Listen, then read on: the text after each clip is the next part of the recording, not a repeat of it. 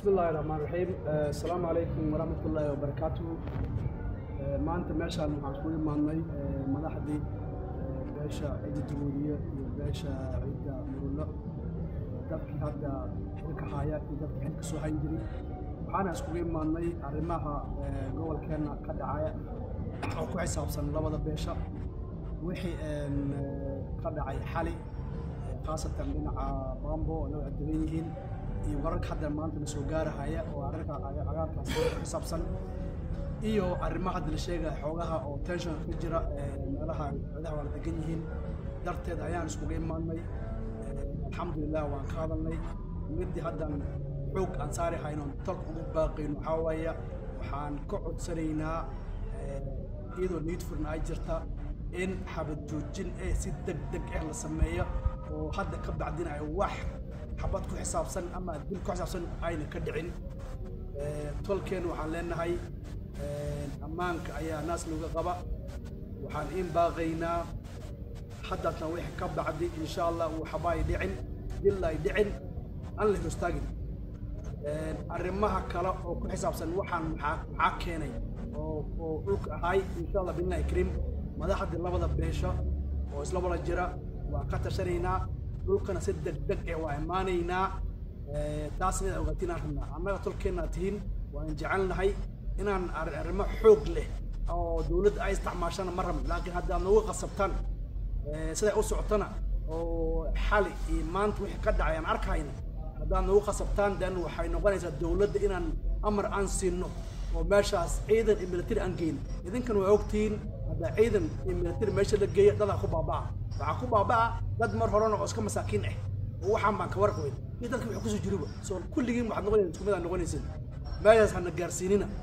annaga go'aankan waxa waaye meeshaas hana gaarsiinina waa in baryaynaa tolow walaalnaatiin tol fiicnaatiin wixii had ka bacdi xabad joojintaas aan bilowna haddaan ka bilowna maqrib aan u soconnaa waxaan rabnaa marka maqrib intaan gelin inaan wala ducaysano oo mar damba labada cid ay isku fudaadin arrimaha kalena dhulkeen insha Allah billahi kariim waa gal doonaa waana dhamaynaa billahi kariim salaamu calaykum waraxmatullahi wabarakaatuh بسم الله الرحمن الرحيم السلام عليكم ورحمة الله وبركاته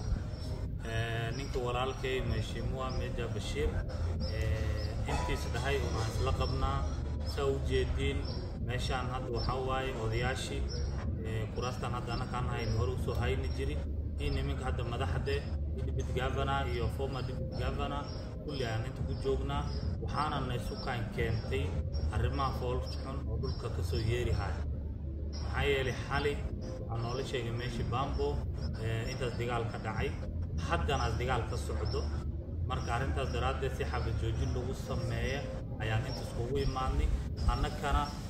beeshii labadan ciidood madaxdoodii hore iyo madaxda hadda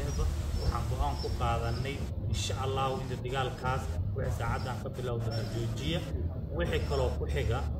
sa ogtihiin dibkan wixii keenay in meeshii ka soo bilowday labada cid dhaxdooda dhibka yeela si lagu dhameeyo sida ismeeja sheegay